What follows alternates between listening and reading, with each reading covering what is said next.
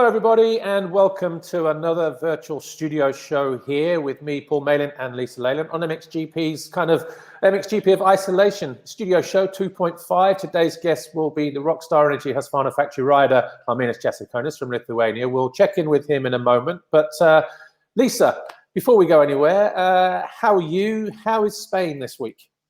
Hey, Paul. I'm good, thanks. I think a bit more positive this week in Spain. I think they're starting to slowly but surely lift the restrictions here because it has been quite strict and we're allowed to go outside and exercise now.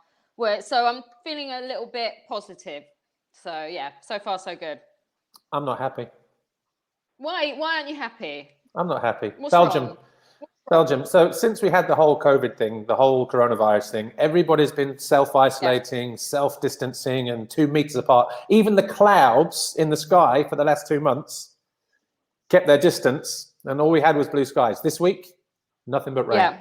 Rain on Tuesday, rain yesterday, rain today. It must be a sign that COVID-19 is on the move. So I'm happy from that side. You guys had really good weather about a week ago. You had really good weather and I had so much rain here in Barcelona. So I'm secretly pleased to hear that. That thankfully, right, you've got the clouds. Yeah, we've got the clouds.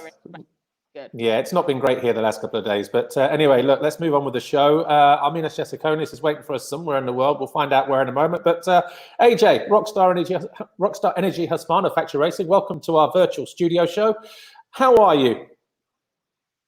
Hello, guys.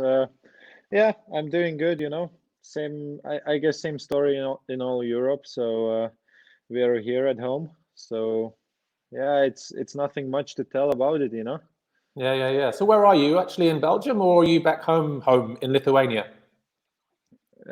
I'm back home in Lithuania. Home. So good. We have to say it twice. And obviously it looks like restrictions, as Lisa just mentioned a moment ago, looks like restrictions are being lifted slowly. I noticed in Holland, they've opened racetracks now for practice for under 18s and a select group of professional riders, a couple of MXGP, MX2 and a couple of WMX riders as well. That's got to be a good thing, hasn't it? It means we can hopefully get back to riding sometime soon. And if they open the tracks here in Belgium, you'll be back sooner rather than later, I guess. Yeah, actually, it's quite the same story here also. They are starting opening everything a little bit, step by step. So also here, actually, to be honest, I have also here material all to kind of start riding and do my riding here. So hopefully we can start our full program soon. Right. AJ, we'll talk about the first 2 GPs in a moment, but before everything stopped, just tell us, how are you feeling about the new season? It's been, I mean, to be honest, it didn't felt like it even started, like first 2 GPs is like just the really start, it has to go some 3-4 GPs, then you feel like you are started. So it kind of felt it not really started even the real like GP season, and it all been cut. So yeah, I mean, we had some and we have some good memories, but it's been stopped quite quick, But the pre-season races in the Italian Championship, 3rd overall, that must have been a fantastic confidence boost for you coming into the new season. So in terms of yourself, how are you feeling as well before the start of the new season? Yeah, that podium, made a really good feeling for me, and I was so ready to keep on continuing doing good results and good riding, but then it all suddenly happened. But of course I'm for sure same and even more motivated to continue that and come back to a new season really strong. We need to surprise for some more races. Well, we'll talk Valkenswaard in a moment. The first round was at Matchley Basin, difficult weekend for everybody, a lot of rain and a very short program. And from your side, maybe not the way you wanted to start things, crashes and bad starts and that kind of thing made it very, very difficult. But overall, were you pleased with the way that you were riding? To be honest, not. Like Saturday I was good, but then on Sunday, even on warm-up, I was struggling quite bad and was riding really not good. And also on the race, I was bad. Like first moto, I crashed like 3 times, to be honest. I never crashed so much in my life in complete day. And then in one moto, I crashed 3 times. So that was a really big disappointment. But after 1 week, we managed to everything turn around. So this was really big boost for me. But whilst the races were difficult, like you said, there wasn't much wrong with your speed at all. You were second in time practice in Matterley, and then you won the qualifying race in Valkenswaard. So the pace is clearly there. Yeah, to be honest, when I watched my results of this year, okay, those 2 motos was not good, but okay, in time practice I was P2, and then all Valkenswaard weekend I was always on top of the list. Okay, the first free practice I was maybe not there, but that was not the point. But then all the rest of the weekend we made always first, second, and then in the motos good, you know. So I was really pleased with that. Yeah, this was the qualifying race on Saturday. And obviously, this was the first sign that we saw that actually it could be a good weekend if everything went okay. Yeah, this was really a big boost for me, because making good time practice or free practice is one, but putting on the races is different. But this made me a really good boost for a Sunday, you know, to battle already on qualifying race with the best guys like Jeffrey. So that was big boost for me, and I felt ready to go and do same next day. Well, it was quite a crazy race, actually, wasn't it? Because it had 4 different race leaders. And like you just said, you passed Jeffrey with 2 or 3 laps to go. So there was a lot going on. It was a crazy race. Actually, that qualifying race was really something special, because, yeah, as you said, there was changing the leaders, and in the middle of the race, I was somewhere at P5, and then suddenly I'm coming to P2, and then battling for the first place. So that was quite a crazy race, but it was really interesting race, you know, even for a rider like for me, you know, it was really fun. And actually, the last time you won a qualifying race was Portugal, 2017. You made podium. So from that side, 100% record. Every time you win a qualifying race, signs are good that you're going to make the podium. And that's exactly what you did. But you needed 2 good starts on Sunday to be able to make that happen, and that's exactly what you got, 2 third-place finishes. So overall, you know, the signs were good from the beginning, and you must have been more than happy with the way that things turned out. Yeah, actually, I was really happy, and it was the same story as Portugal, you know, qualifying win and then 2 times third. So it was completely same story. So that was feeling kind of same feeling, you know. So it was very special to repeat, because it's been a so long time I wanted, and I've been working for it. So yeah, it was great. Yeah, this is obviously the second race. You passed Tony Cairoli very early on to move into 3rd place. I think Jeff and Tim were kind of just on another level that weekend. But 2 third-place finishes. I think we see a replay of the pass here in a moment, actually. You lined him up perfectly on the back straight. And then you realize that it was just, here we are, top of the screen. He ran wide, you cut back to the inside. And by the time you got through what was a very difficult wave section, you'd moved into 3rd place. So good bit of riding for you. Yeah, like riding of beginning of motos, I was quite happy, because the lap after it, I was already like quite close to the Tim, even on those whoops. I was quite a strong there if I could manage to double.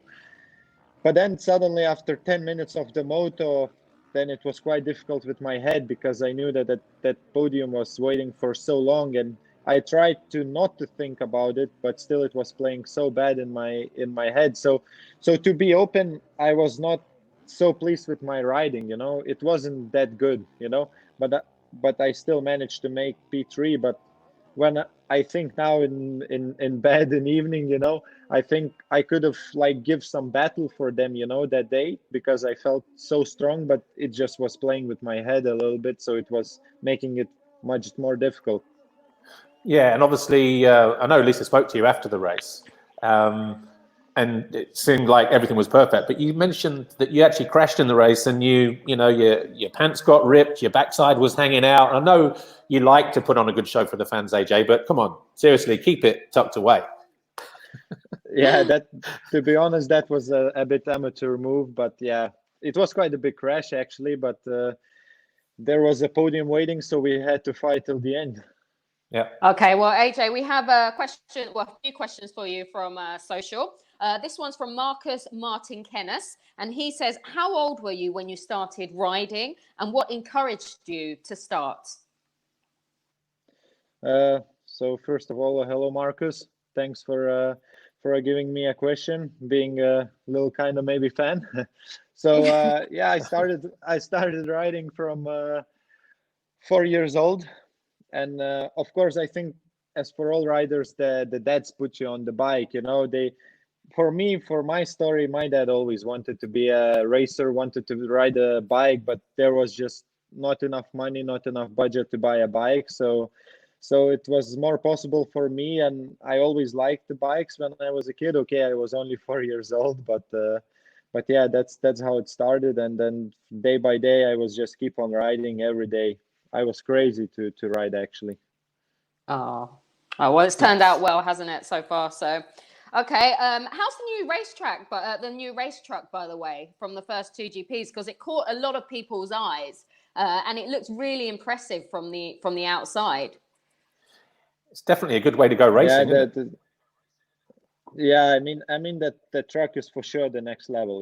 That's for mechanics is the best thing it can be. From my side, what I see, I don't know. It's yet not been tested that like much. It's been only on 2 GPs, but there is so much pluses and yeah, Antti has been so smart to do that. And I think it's really gonna help for our team, for our mechanics to stay even more professional and even work easier.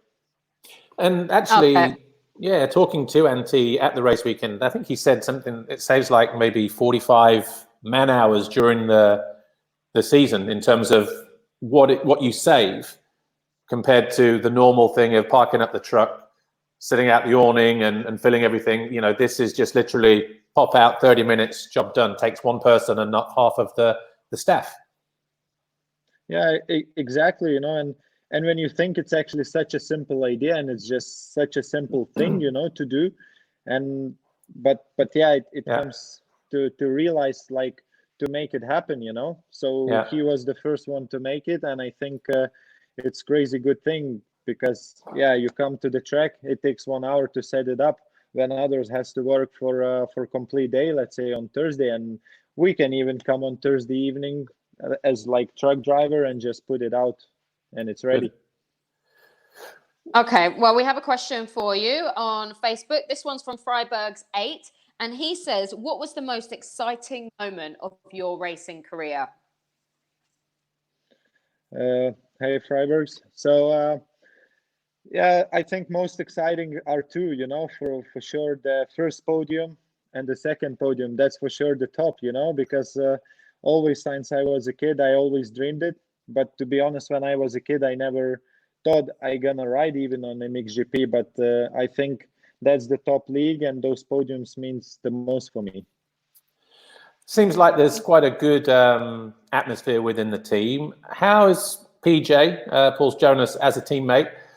And how much time do you get to spend together usually, when we're not in lockdown? Do you ride together? Do you train together? Do you hang out together? Or is it just, because it looks like there's a good relationship between everybody. I mean, in complete team, there is great relationship. We're getting along with every mechanic, all the riders, trainer, manager, everybody is all cool, And yeah, with PJ, I get along good because we do riding together. And to be honest, we always do riding like on the same time, and we follow each other. And we even to be honest, we tell to each other, where we can be faster, where we saw his mistake or my mistake. So we are quite open on that, and that I think helps us a little bit to get even more faster. Yeah, and obviously to build a good atmosphere in a team, it's very reliant on people being together. So how have you been managing to to stay in contact with the team during the last couple of months since we've not been racing? Are you doing Zoom conversations, Skype chats, or are you just tapping in every now and again? Yeah, with the team we always keep in touch. With Antti and Tommy and my mechanics. With my physical trainer, always we do a week once FaceTime training physical. That's what we always do. So to be honest, we keep in touch because we have to. We have to still stay professional and all, because once it comes back, you have to be in good shape. Okay, well, we have another question for you from Facebook. This one's from Mikhail Van Rossel, and he says, what changes do you make to your bike because of your height? Yeah, so I'm quite a tall rider, and I get these questions a lot actually, but I don't have so many different things. Maybe my handlebar mount bars are a little bit higher, and my seat is a little bit higher, and my foot pegs a little bit lower, but that's pretty much it. It doesn't make that my bike is bigger or anything. It's just between seat and foot pegs, there is a little bit more space for my legs. So it's not much different. I actually like to keep it quite simple, the bike, like others ride. I don't like to be different with the bike setups. Actually, just when you were growing up, before you became tall, because you weren't always tall, I guess, or were you? Were you the tallest kid on the 85, and then, or were you quite short then? And then when you got onto 125s and 250s, that's when you suddenly grew. So what I'm asking is, when you were smaller, was it easier to ride the bike compared to now, where you are so tall? Actually, on 85, at one moment, I was really small. I couldn't even touch the ground. But then I came bigger, but I wasn't that tall. But yeah, to ride it, being tall and ride a bike, actually, I feel really good, the bike. I feel how the way it works, and I feel comfortable on it. So that's not an issue. And like others think that it might be a better if I was smaller. But no, I use my height to my riding to be faster. Okay, well, another question for you on Facebook. This one's from Billy Bennett. What is your favorite track on the schedule? Hey, Billy. So, yeah, the favorite track in GPs, I would say there's many favorites. There's one is better, one is worse. Maybe it depends. Every year is different. Every year the same track is still different. But I would maybe put more favorites like Wolkenswaard, Lomo, Kagums is nice. They're nice. Portugal is really nice. And of course, Argentina is nice. I cannot put one favorite. I cannot do that. I always answer that I have many favorites. Okay. Well, are you ready for some quick fire questions now? So these can be one-word answers, and I'm just going to fire them at you, AJ, okay? Oh, no. No. Relax. It's not going to be that bad. Just chill, okay? Yeah. What was your first bike? KTM. When was your first race? Lithuania. How old? 4 years old. Answer more words or what? No. Okay, You can answer more words. Okay, I was 5 years old. I think so. I guess. Yeah. Okay. And to be honest, there was actually fun story behind it, because nobody told me that there's a thing like finish flag. So I kept going. They were showing me a finish flag. I just kept going. I never stopped it. So my dad ran into the track to stop me, to say, hey, it's finished. Brilliant. Okay. What is your favorite car? I don't know. I like motorbike. Do you drive? Do you drive? You have a car or not? Yeah, I have. But it's not his favorite car by the sound of it. It's just a car. Yeah, it's just a car. It's from A to B point to get it, that's all you need. I hear you. Okay, what is your favorite racing memory? Wolkenswaard. Okay. Last movie you watched? Oh, I don't know. He's not into Netflix, eh? I don't. So you're telling me, No, AJ, somehow not. in this lockdown period, you haven't watched the film? Is that what you're saying? You must have watched the film at some point during this. I'll be honest with you. I've been watching some movies. I never finished them. Ah, okay. So I don't count as watched it. Short attention span. I was just going to say the same thing. He's like, loses concentration easy. No, or not? Exactly. That's why he's good at motocross, because races are like 35 minutes long. That's all he can focus for. Yeah. I think the movie I can concentrate only for 40 minutes and then I'm already out. And then you get bored. I hear you. Okay. Favorite TV show?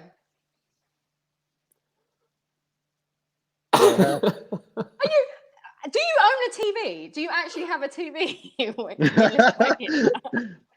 I have an iPad. Or not? Because I feel like these are difficult questions for you. I don't know. I just don't watch TV series. I started one, but I don't even remember the name. Money Heist. That's what I started to watch. Okay, yeah, I've heard that's pretty good, actually. I have heard that's pretty good. Okay, who is the funniest person you know? You. Asking all these questions. Funniest. I don't know. There are so many funny people for me. There are so many funny people. Who? Give us a couple then. You are also funny. Oh. Paul is also funny. Oh, I thought you guys are funny talking also. about me then. I was also talking about you. Paul's quite funny, but he has dad jokes. You know, the dad jokes that are kind of funny, but not really funny. But you laugh just to keep him happy and entertained, and make him feel good about himself. You came up with a really funny one the other day, Paul. Actually, I was impressed with that one. Was that when you wore a? Is that when you wore a bobble hat? Yeah. That one. That was pretty good. Okay. Paul's the funniest person you know. Then that's the answer to that question. Do I need to answer the name? No. If you have somebody funny. No. All right. When not racing, when you're not racing, what do you like to do? Everything. Everything? Everything except watch movies and TV. Yeah, pretty much. Sometimes I like also, but I like everything a little bit. Okay. Favorite track? There was a question from the fan already. Okay. Road cycle or mountain bike? Mountain bike. Okay. What music do you listen to before a race? Opera. Are you serious? No. Actually, I put some rap or rock, to be honest. Okay, now you need to sing it for us now. So do you have a favorite rap or rock artist? Are you serious? Yeah. Mm-hmm. No. We don't sing here. You don't sing in Lithuania? No, it's not allowed. Is this part of the lockdown thing then, banning singing? Yeah. Like when you sing, you spit too much of stuff from your mouth. I hear ya. Right, that makes sense.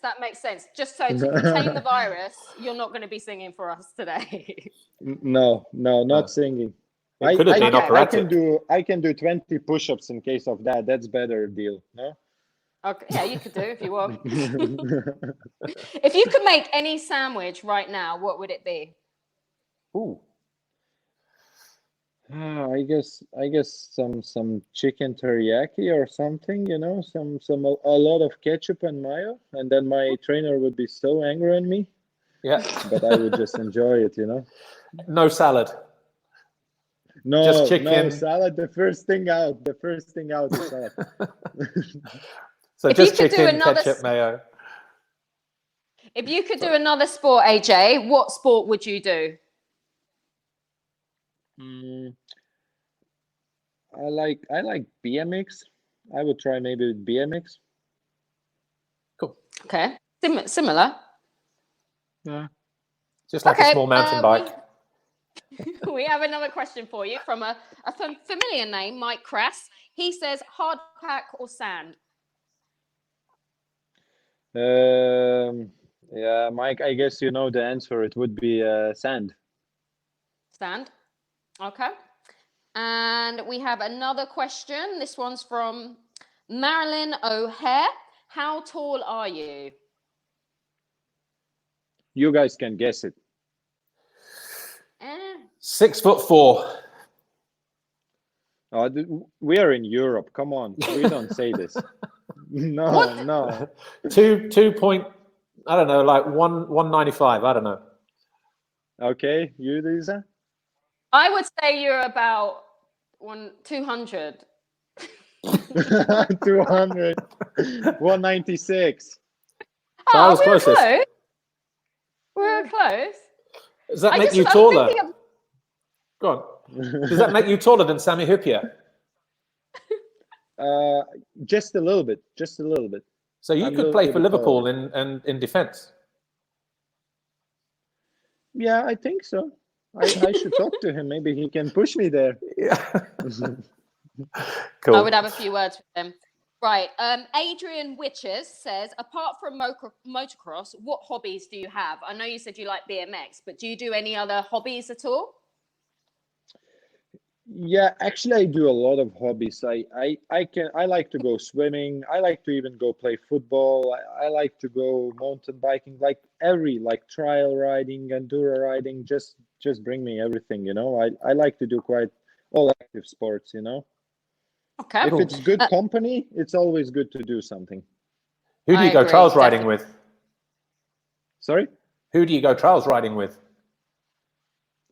Actually, I haven't done for quite a long, but in Belgium, I had some friends who go, but I was so embarrassed because the guy is like much older than me and he does so many like proper stuff, and then I cannot get on 1 meter tall box or something, and then I'm struggling and pissed off. So I don't know, I felt not good, but it's still fun.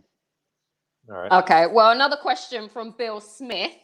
If you could pick a superpower, what would it be? Interesting. What would yours be, Lisa? Bill, that's a good question. I'd be invisible. I'd be invisible because I like that idea of just seeing what people are getting up to. Yeah, I am Superpower.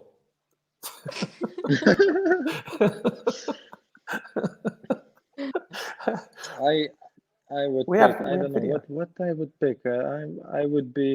I would like to be super fast, like really fast, that invisible fast.